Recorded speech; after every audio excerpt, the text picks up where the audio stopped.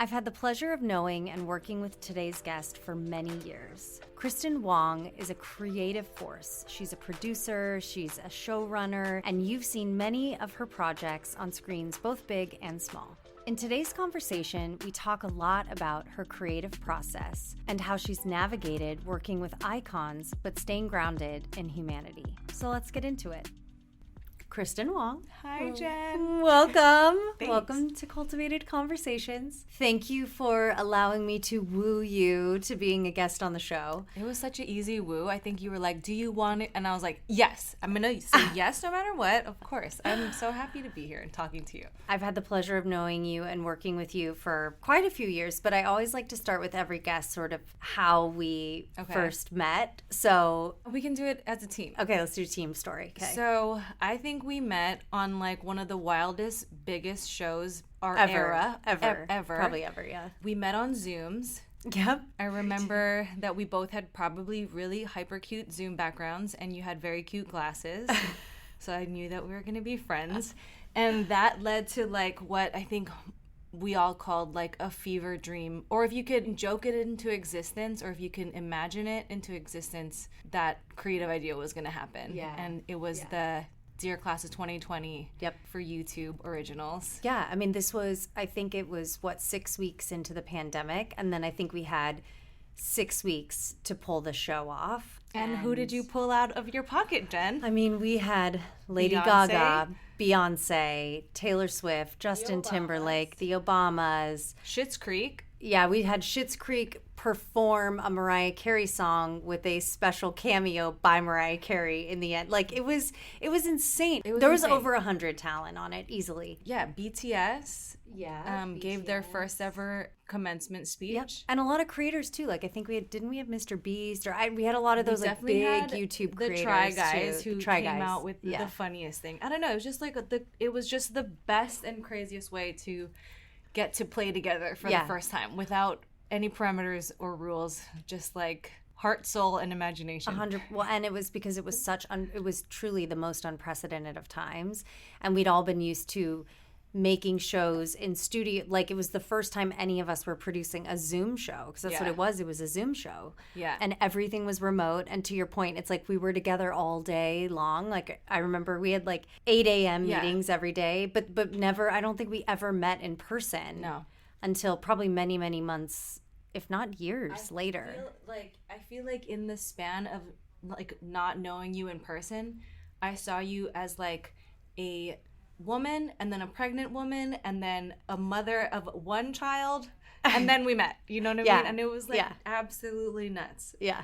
And then a mother of one child while pregnant with the other. Yes. It was incredible. We were fast friends, and I also just think that our working styles vibed, right? I think like you have this brilliant, creative way about you. But then I think one of the things I respect about you so much is you get it, right? And you know, like, I think that a lot of times there's leaders, right? Which you are on so many of these projects, right? You're the leader, you're show running or executive producing or whatever it might be. You know when something needs attention. And I think not everybody has that. So I think just kudos to you. Kristen Wong, showrunner, creative, producer, you know, all of these things, right? But how did you get to said place in your life and career? I think that you are who you are, and anything that you kind of accomplish in your life, you could kind of trace back into why it makes sense for you. Yep. So like I can definitely tell you that growing up I was an only child. So I was just like the oldest grandkid, and there was like 12 of us or 11 of us. And so I was producing shows and pageants and entertainment for my family, like before you even knew what that was. Just my whole life. Yeah. Like I remember we got like a hand-me-down desk in from like a neighbor. Someone gave us their like big businessman's desk. Yeah. And like it was put right in our living room, like in the middle of the living room, because no one knew where to put it yet. And it stayed there for like a whole year because I used that as a stage. Oh my God. Where I would perform on it, where like I would do Christmas pageants on it, and like my whole family would just let me do that. So I kind of was always orchestrating entertainment in kind of everything growing up. It was kind of the usual way. Like I knew I wanted to be in television or entertainment. I mean, my whole dream was to travel the world and make a show about it. Yeah. And it still is. Like, Yep. I still You'll tell... get there. I will. Yes. And I still tell everybody that. Like, anytime I run into... I remember telling people in college or, like, boyfriends' parents, you know, like, hi, Kristen, what do you do? And what do you want to do? And I'm like, I want to travel the world and make a show about it. And they're like, oh... okay. Yeah. Good luck. Yeah. Yeah, totally. And like I always took that as like, thanks. Mm-hmm. Thanks for that good luck. I need it. And we're gonna do it. And I, you know, went to school, and I also like kind of thought I was gonna be a VJ, an MTV VJ. Like I thought I was gonna be that girl for sure. Still could have done it. I mean, still could do it. I mean, not an MTV VJ per se, but yeah. But like TRL, I remember got canceled like at the exact moment where I was like thinking that I was going to go take over the world. And I remember being actually devastated about that.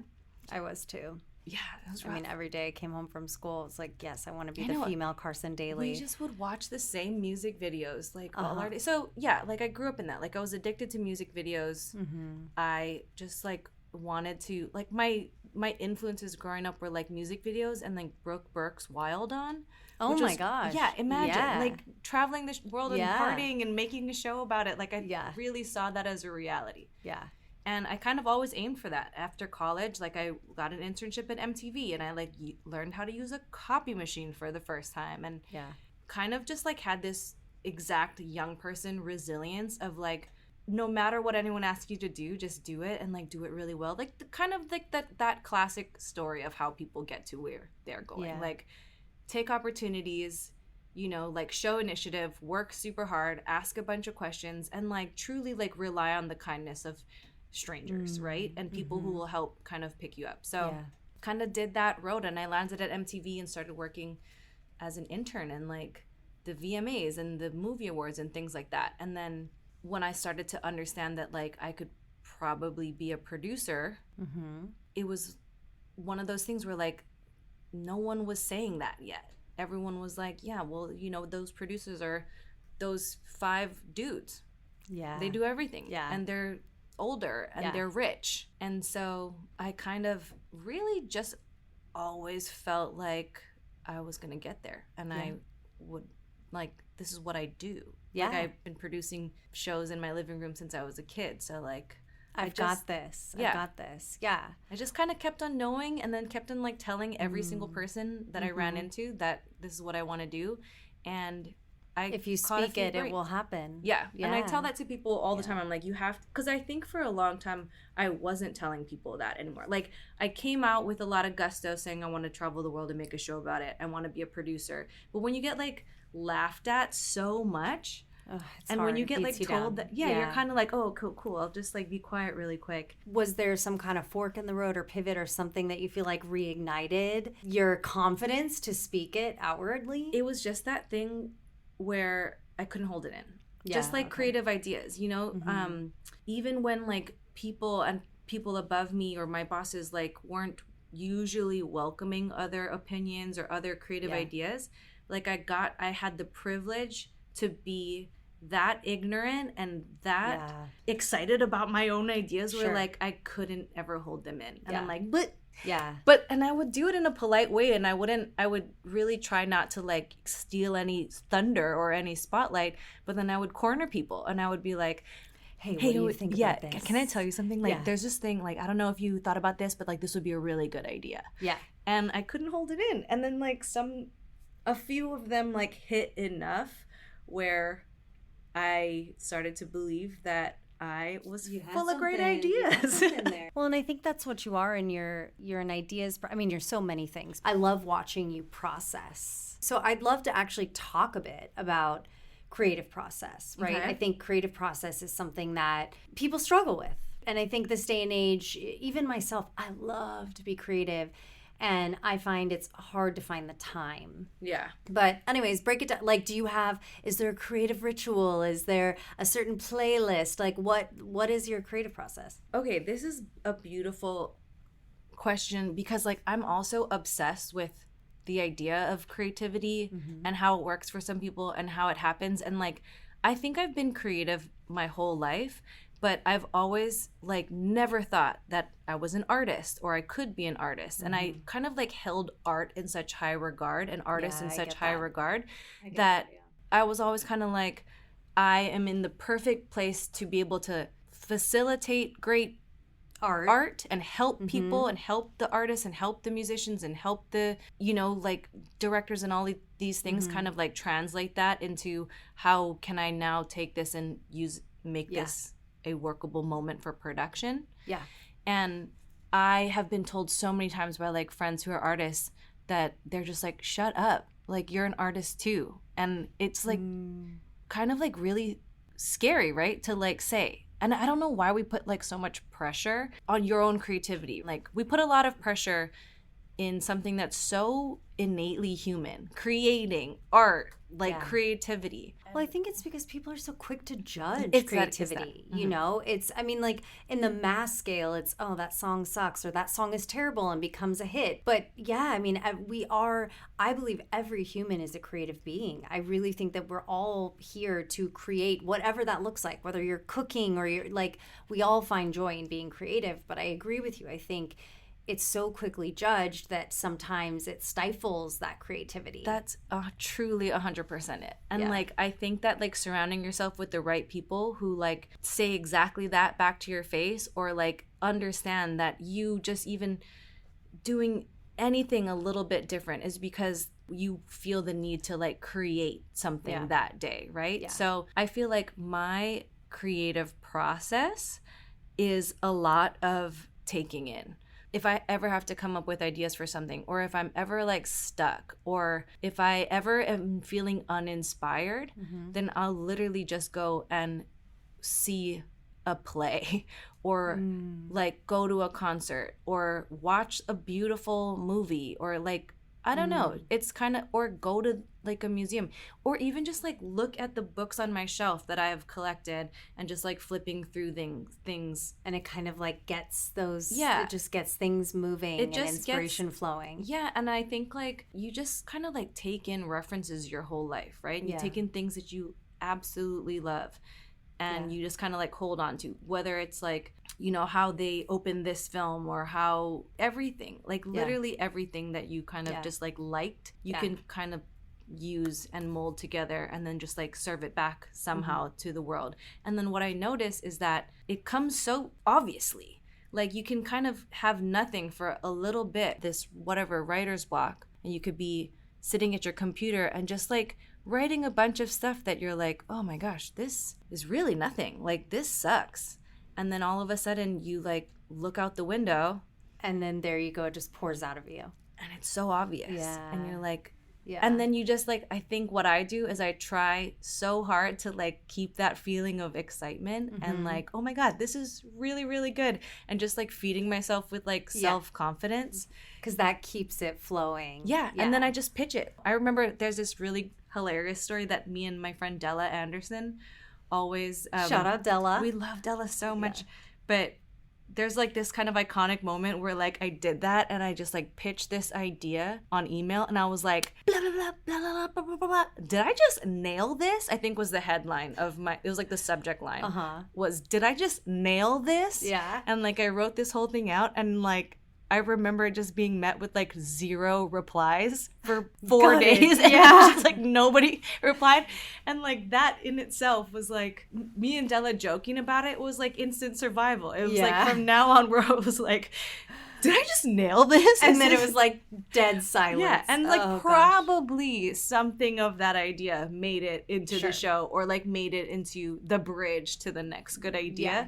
But so in a very much more concise answer, like my creative process is just taking stuff in and appreciating art and appreciating like just kind of anything that people are doing and then seeing how it kind of unlocks all these little parts in my memory and your soul and your one of the pieces of creative process oftentimes when you're making a show, right, there's a buyer, there's a network, there's someone who is paying for it to be made, right? And so I think that's often the dance that people in your role and mine, right, have to play. It's this holy shit, this is the most epic creative idea ever, and then here are the notes from the buyer or the network. So like, what would be your advice? Like, how do you handle situations like that? And have you ever been met with, this is terrible, you need to completely redo it?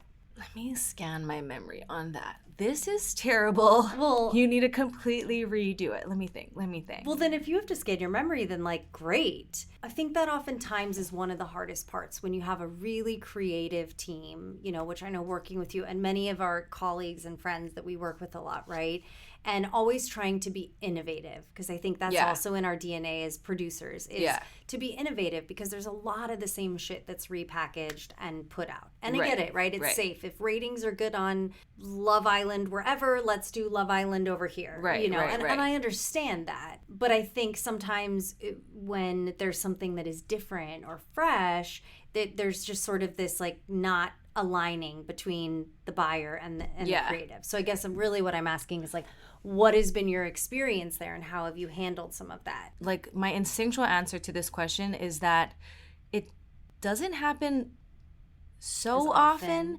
Because I think that like I'm a hyper good listener. Like, I think that whenever I am part of a project, I think I like do a whole bunch of research and like a whole bunch of like really trying to get in and understand what we're doing here. Like, I think that's what we were talking about earlier. Like, you know, I appreciate an idea so much where I'm like, what are you actually trying to do? And it's like Virgo, it's like also I'm a Virgo, right? And so what I notice is that like sometimes I'll feel like I'm a slow menace.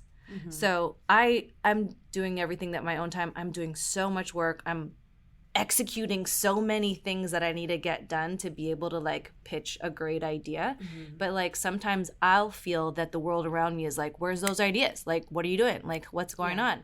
It takes me time because I'll like read that book. Like, I'll watch those movies. I'll listen to the entire album sitting by the beach. Like, I think that's where a lot of my work is. It's like listening and observing. You do. Yeah, I'm just like, my brain is backtrack. Like, I do. You take those moments to pause and just like soak it in. And like take, which is rare, and take in. And I hope to be able to be like fortunate to do that all the time and not, you know, like I don't have an empire yet, so I'm not like churning out 3,000 projects exactly. But it's like, maybe I'm not an empire kind of girl. Maybe I'm like a one at a time, like, you know, tailor made. Maybe I'm a tailor.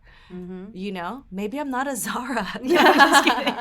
No, but like, I think that when that kind of stuff does happen, where like I'll pitch where I'm like, did I just nail this? And it's like a full no. I think if that does happen, I think I'm so devastated and shaken that I probably blocked it out of my memory. I can't remember. But I'm not saying that I nail it all the time. I'm just saying like I really try really hard to do the right thing. Well, and I think that's really good advice, is listen. Because I think a lot of times everyone's just moving so quickly and just wanting to... How do we innovate? Let's innovate what we need to do right now. Or is it this, you know? I love that. What are your thoughts? Like, I mean, even in the 5 years that we've known each other, right? Holy cow, this industry has changed so much, right? And I know when we met, you know, you were... And still do, right? You know, you freelance, right? And go from these, like, from amazing show to amazing show to amazing show. And then over the last couple of years, you know, started this brilliant collective called Future Friends. Shout out Future Friends. Shout out Future Friends. What the heck is going on in our, like, what's your opinion? Because this is a weird, it's a weird time. It's a hard time. It's a transitional time. You know, I do believe that through these times are many opportunities. Right.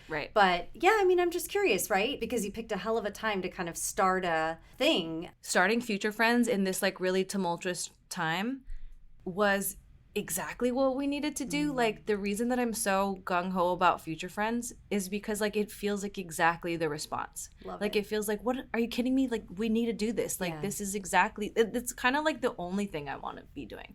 And like, it is scary, like transitioning from this kind of freelance world to like just dedicating yourself to your thing. And I've noticed that, like, you know, once you start kind of focusing on what you want to do and your business, like it grows so much in your heart and in your mind, and then in like the people around you, then it starts to like become a real thing.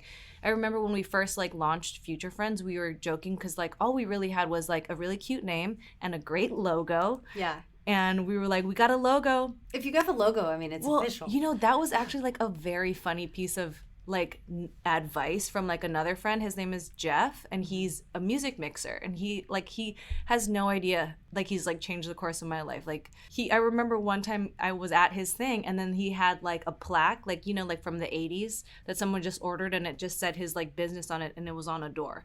And he's like, that's all you need is like plaque and an Instagram, and then you're in business. And I was like, could that be true? Yeah. Getting back to like, so Future Friends, like we Tell had. us, what is Future Friends? I guess let's So start there. okay, so Future Friends is my production company with James Merriman and Chase Simons, and we are positioning ourselves as like the new wave of our industry and like in production and whatever that means. So, you know, however our industry molds, whether it's like big live spectacles that are 2 hours, you know, globally, or smaller, more niche branded concert events, or it's kind of every way that younger people are kind of consuming media. Like we want to be part of it, like anything that we would watch and attend on our own, like we want to have a hand in making that. So I mean, the reason I'm so late today is because I was coming from a scout, and it was a Future Friends project, and I'm like looking at the people that we gathered at the scout, and I was like, oh my gosh, I like you, I like you, I like you, I like you. Like these are all the exact people stepping into the exact roles that like this is the team that we put together. And everyone's great, and everyone is fresh, and everyone is highly capable.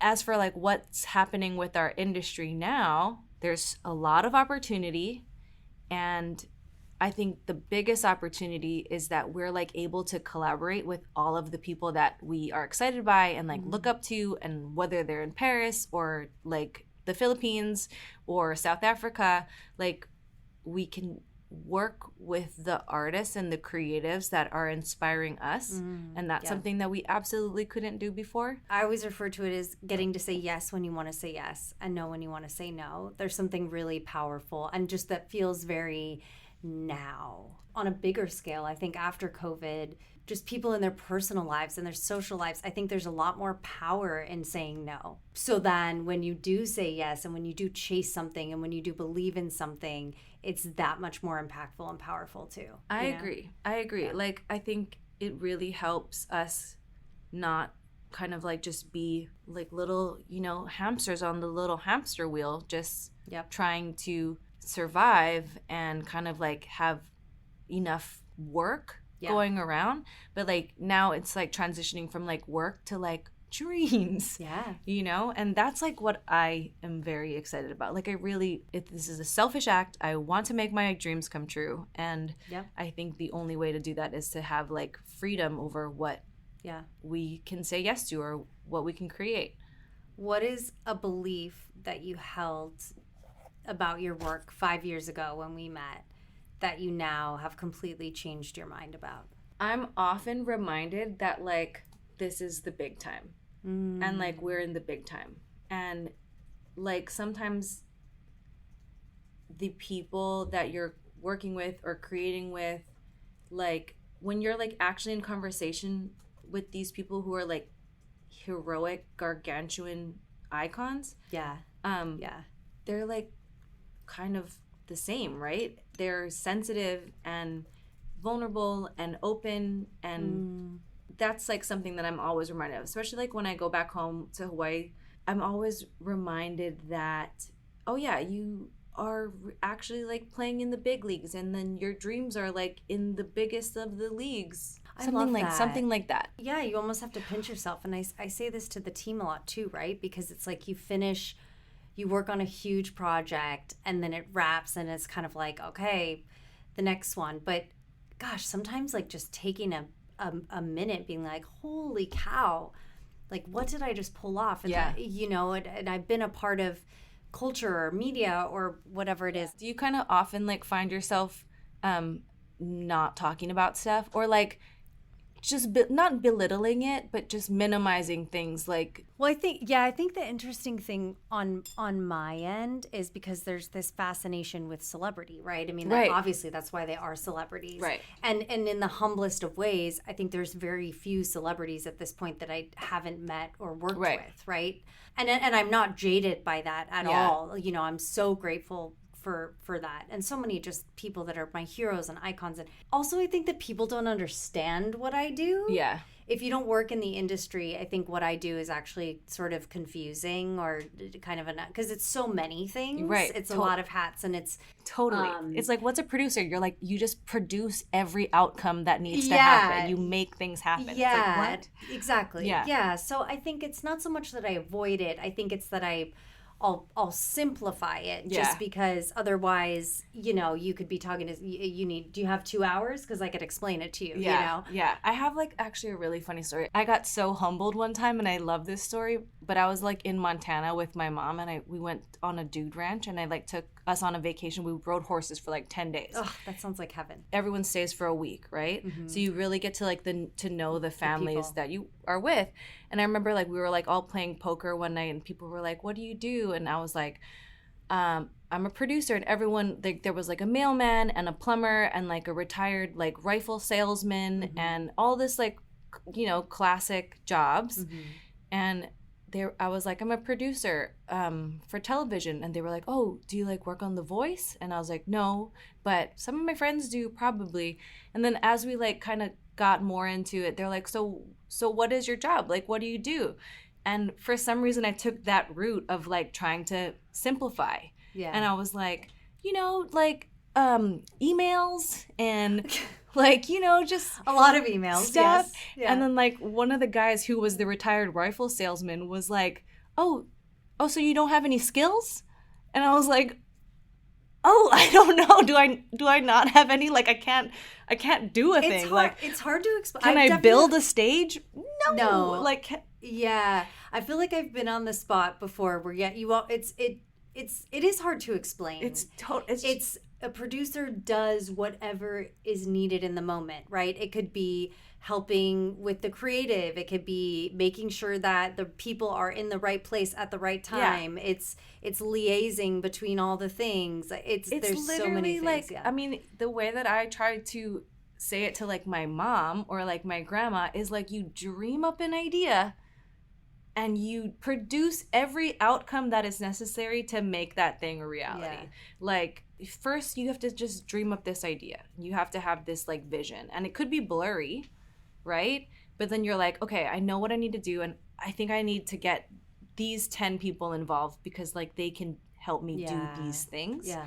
And then it's like, of course, like one of those people is the person that has to fund the thing. One of the people is the person that has to light the thing or direct the thing or score the thing. And it's like gathering all of your friends who can make something like beautiful together. Yeah. I don't know. Yeah, it is. After all these years, we still really can't describe what we do for work. I know, but I think it's because it's so many different things. There's not one. It's not like I do this for a living, I fix this, I change that. We're also sort of like, you know, firefighters in a way too, right? It's preventing fires from happening, putting out certain fires, you know, having a controlled burn. You know, I mean, it's a lot of like managing personalities and I think seeing around corners, understanding what could happen. Yeah. Future telling, if you will. Exactly. Yeah. You've been there before, so you just like, you know what's going to come. Yeah. And you just try to prepare everyone else for this, how it's going to go. Yeah. And then you just close your eyes and jump. No, I'm kidding. Yeah. What is something that you are really looking forward to or excited about? We have some exciting collaborations in the works where we're starting to work with people we really admire, and like just like these cultural institutions that we like really always wanted to be a part of. And like what we were talking about earlier, I feel like media and our job is changing so much so that now instead of, you know, having to produce a behemoth of a thing, if it's like a 3-hour live stream with like every celebrity imaginable, like we're excited about, you know, working with like a smaller group of tastemakers or cultural heavyweights and producing things that, again, kind of like things that I would watch and I want to attend and I want to be a part of. So there's a lot of things like that are kind of like on our plate, which is like kind of so vague and mysterious. So vague, but it's like, I guess like what I'm excited about is anything that will teach me more about yourself. No, like I always joke that like I'm a missed opportunity anthropologist. Like anything that we could do that'll like help me learn about culture or about like humans or about like the human experience. Like I think that's a lot of like what I love about this job is that you have the license to like learn all the time. Yeah. And like that's specifically the only thing you have to do. Yeah. Right? That being said, like I hope that soon we'll get to a place where I can start to like redevelop all of the things that we want to make and the ideas that we want to make, you know, like our own IP and our own kind of dreams and creative like endeavors that we can bring to the world and not just respond to what brands want or what you're building a business. Yeah. You know, I mean, I think that and that takes time. It's yeah. like, you know, you have and you know, and also I think you all have kind of your individual things that come too that like you know, there's things you just cannot say no to, right? Absolutely. Yeah, like when the right thing comes our way, whether it's like not via Future Friends or if it's like a freelance, you know, James, like him always branching out on some kind of Cowboy Carter tour or Renaissance or anything with Beyonce, like what he learns from that experience, it's like come back it levels us up so much. And like what Chase learns from this experience or what like, you know, all of our friends, Saj, Neha, Della, Lana, like whatever we kind of go through, we're just all trying to create together. We're always just trying to create together. Any part of our industry, whether it's filmmakers or musicians or anything, like people kind of create this hub of the usual suspects, right? Like there's always producing duos or filmmaking partners or people that you just like, they get you, you get them. And it's like you just become this unstoppable snowball that like some people will be like, I don't know, and then you're just like snowballing them and you're like, no, it's a good idea. Well, I think it's about balancing each other out, right? And I think one of the things that makes you the most successful in this industry is understanding and acknowledging just simply what you're not good at, right? Because no one is good at everything. And, you know, you might be mediocre at a few things and really great at other things, but it's okay to not be great at something. And then finding the collaborators and the partners and the people around you that balance each other out. And I think that's what you're trying to say, right? There's like, you all have these skills that come together and really lift each other up and support each other so that it's just like this powerhouse of skills that can't be found anywhere else in the industry. Even just to be able to create in like a, like not even like safe space. Yeah, like a safe space where like you don't, because like half of like making anything is presenting it to the world, right? Yeah. Like that's probably such a barrier to entry for so many people. And just like to get to be in a place where like I can be like, Jen, I have this idea, I want to do this, and like you immediately being like, I can see this is a good idea, or have you tried this, or have you thought about this? And not just like back to, you know, 20 years ago when I'm like meeting my boyfriend's parents for the first time and they're like, good luck, honey. Like, you know, totally. What about get into the medical field? You're like, have you thought about law school? Exactly. And you're like, oh, you don't know me at all. And, you know, so I think just like having this place of people understanding you and supporting you just for being you. Is like kind of really valuable. What's one question that you wish people asked more often in our industry? This is what I do. Whenever I'm like in life events with like people that I work with, I always like try so hard not to talk about work because like our work kind of consumes us sometimes and it's like really stressful. And I don't know, people are always like, what are you working on? And you're like, what'd you eat for dinner last night? Or like, what did you do this weekend that was fun? Or like, when's the last time you went to the beach? Or did you go on this hike? I don't know. I think like this is kind of a silly answer just because No, I love it. But it's I just love like things that aren't related to work, or it can be work adjacent. It could be like, have you seen any good shows lately? Have you gone into any good restaurants? Like life stuff. I think life stuff in our industry, I think I like waste a lot of time on Zooms because I'm always like, what are you doing today? It's so beautiful out. You know, and everyone's like, sure. Can we get straight to the agenda? And I'm like, yeah, but what are you going to do after this meeting's then? Because I'm going to get on my little moped that I just bought. And then I'm always like talking. I notice that I'm always talking about things that like could make us friends and less work related.